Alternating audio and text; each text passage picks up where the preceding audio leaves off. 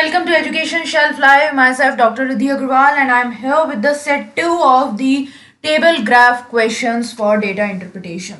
So, set 1 already हम complete कर चुके हैं. आज हम set 2 पढ़ेंगे और line graph जो है उसका भी set 1 हम already पढ़ चुके हैं. So, अगर आप लोगों ने वो दोनों lectures नहीं देखे हैं तो उन्हें अब देख लेना. So, let's begin with our session. So, the question for today's session is study the table carefully to answer the questions that follow. तो इस टेबल को अच्छी तरह से स्टडी करना है हमें. So candidates who appeared and passed in the test from 4 schools and 6 different years. तो इसमें कैंडिडेट्स बता रखे हैं जो 4 स्कूल्स दे रखे हैं आपको A, B, C और D, और 6 साल दे रखे हैं 2004 से 2009 तक, 4, 5, 6, 7, 8, 9. तो उसमें जितने बच्चे अपीयर हुए और जितने पास हुए वो बता रखे हैं इसमें हमें. ठीक है, जैसे 2004 में A स्कूल में 124 बच्चे थे, उसमें से 78 पास हुए. तो कितने फेल हो गए हमारे? 46 फेल हो गए. ठीक है, नहीं 12 में 7 या 5, हाँ 46 फेल हो गए हमारे. ठीक है, ये 14 हो जाएगा हमारा, इसको प्लस करेंगे हम तो 12. ठीक है, तो इस तरह से ये बता रखा है. अब इसी से रिलेटेड क्वेश्चंस हैं, बहुत इजी क्वेश्चंस हैं जो आप इजीली सॉल्व कर सकते हो.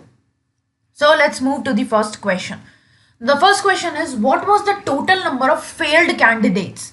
तो पहले हम फेल्ड कैंडिडेट से लेते हैं. कौन से स्कूल के? स्कूल सी के, इन द ईयर 2008.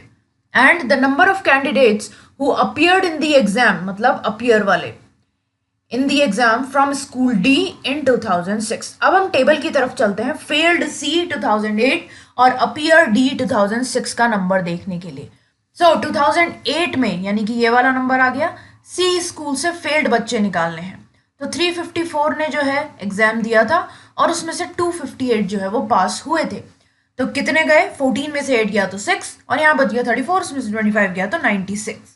यानी कि फेल्ड बच्चे हो गए 96. अब डी स्कूल में से 2006 में कितने बच्चे अपीयर हुए थे? तो अपीयर की तो सीधे सीधे डेटा दे ही रखा है. तो 2006 में डी में से 235 बच्चे अपीयर हुए थे. ठीक है, सो 235. तो इन दोनों को बस ऐड करना है कि total number of failed candidates from school C in 2008 and appeared candidates from D in 2006. तो 96 को जो हम 235 से प्लस करेंगे तो हमारा आंसर आ जाएगा 331. सो हमारा आंसर क्या हो जाएगा इसमें? 331 का ही है, 335, 325, 322, 332 नहीं है. सो आंसर हो जाएगा नन ऑफ दीज, यानी कि 5th वन. ठीक है, now next is in which year was the difference between the number of candidates who appeared and passed in the exam from school B second lowest. तो किस साल में, school B का दे रखा है इसमें सिर्फ, तो किस साल में उन्होंने पूछा है कि जो डिफरेंस था कि जितने बच्चे अपीयर हुए उसमें से इतने बच्चे पास हुए, तो वो जो डिफरेंस था वो सेकंड लोएस्ट कौन से साल में है. तो हमें यहाँ पे 5 साल दे रखे हैं, 4, 5, 6, 7, 8. ठीक है, तो हम 2009 को स्किप कर देते हैं. तो स्कूल बी ये है 445 और 354. तो 445 में से अगर हम 354 को माइनस करेंगे तो हमारे पास आंसर आ जाएगा 91.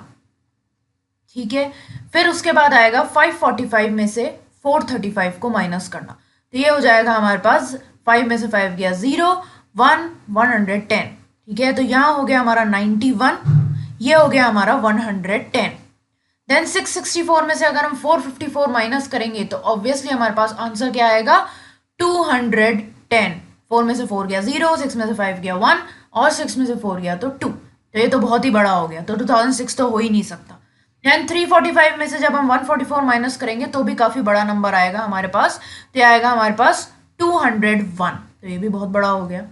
देन 584 में से जब हम 354 को माइनस करेंगे तो हमारे पास आंसर आ जाएगा 0 और फिर 3 और 2, 230.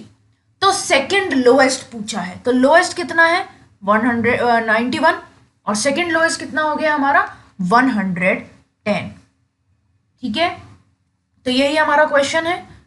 हाँ, in which year was the difference between the number of candidates who appeared and passed in the exam from school B is second lowest. तो सेकंड लोएस्ट कौन से एग्जाम में हो गया हमारा? 2005 के एग्जाम में.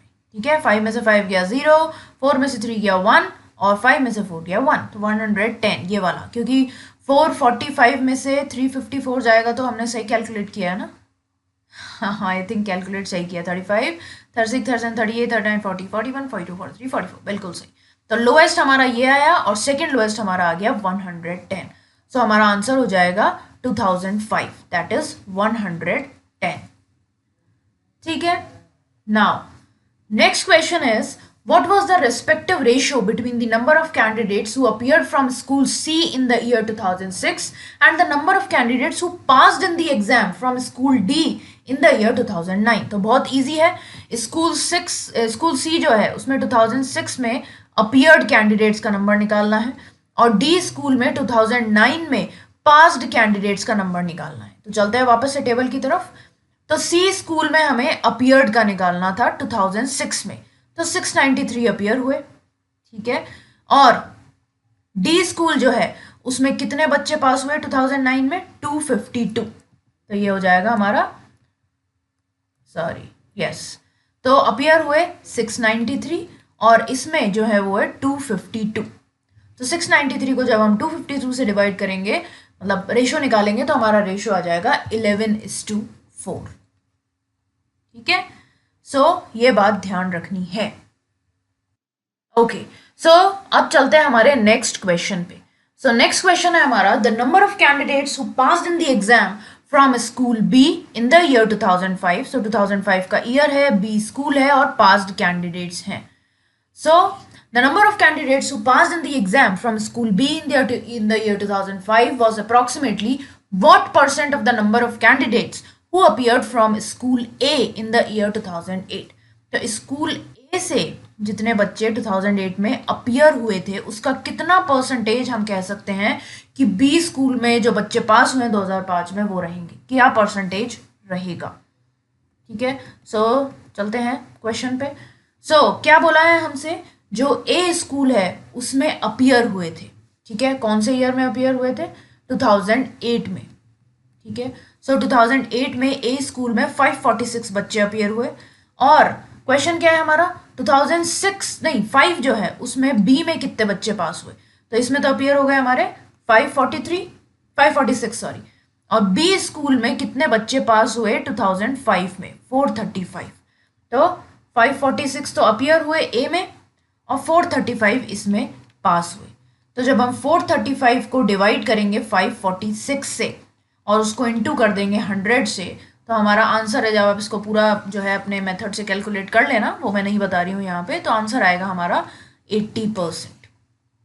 ठीक है। सो करेक्ट आंसर हो जाएगा हमारा 5th, दैट इज 80%।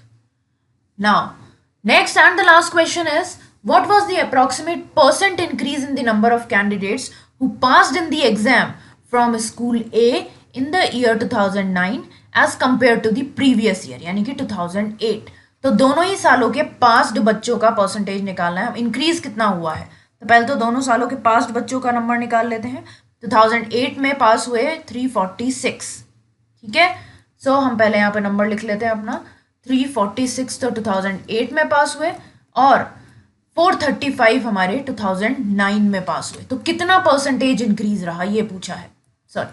ठीक है। तो ये हुआ हमारा 435। तो परसेंटेज इंक्रीज कैसे निकालेंगे हम? 435 minus 346 divide by 346 into 100। Percentage increase हमेशा इस तरह से निकलता है, जैसे जिसमें से आपको निकालना है जो छोटा नंबर है वो नीचे भी आएगा। सो 435 में से 346 माइनस करेंगे, उसको 346 से डिवाइड कर देंगे, 100 से इंटू करेंगे, तो हम आंसर आ जाएगा लगभग 25 पॉइंट कुछ आएगा, 7-8 कुछ ऐसे परसेंटेज आएगा। तो हम इसको 26 मान के चल लेंगे। ठीक है। सो आंसर हो जाएगा हमारा 26। आई होप सारे क्वेश्चन समझ में आ गए होंगे। कोई भी दिक्कत होगी तो आप लोग कमेंट सेक्शन में पूछ सकते हैं। किसी भी क्वेश्चन में डाउट है तो वो भी आप कमेंट सेक्शन में पूछ सकते हैं। ठीक है। बाकी के दो लेक्चर्स हैं, वो मैं उनके जो लिंक है वो आपको इस लेक्चर के एंड में आपको मिल जाएंगे और उनके लिंक मैं डिस्क्रिप्शन बॉक्स में दे दूंगी। नहीं तो आप प्लेलिस्ट में डायरेक्टली जा सकते हो, मैं प्लेलिस्ट का ही जो है लिंक डाल दूंगी डिस्क्रिप्शन बॉक्स में, आप डायरेक्टली वहां से भी देख सकते हो। ठीक है। सो अगर लेक्चर अच्छा लगा तो लाइक कर देना, शेयर करना अपने फ्रेंड्स के साथ, सब्सक्राइब कर देना चैनल को, और सब्सक्राइब करने के बाद जो बेल आइकन है उसे दबा देना, जिससे आप लोगों को नोटिफिकेशन मिल जाएगा जैसे ही वीडियो अपलोड होगा। तो जैसे प्रीमियर करती हूँ आजकल मैं, तो प्रीमियर होगा उससे आधे घंटे पहले आपके पास नोटिफिकेशन आ जाएगा। ठीक है। और आप लोग ट्विटर, फेसबुक, इंस्टाग्राम इन सब जगह भी हमें फॉलो कर सकते हो। दूसरी बात, अगर आप लोगों को किसी भी टॉपिक पे वीडियो चाहिए, इवन डीआई के किसी टॉपिक पे आपको वीडियो चाहिए, तो आप वो भी कमेंट सेक्शन में बता सकते हो। ठीक है, so that's all for today guys, bye bye.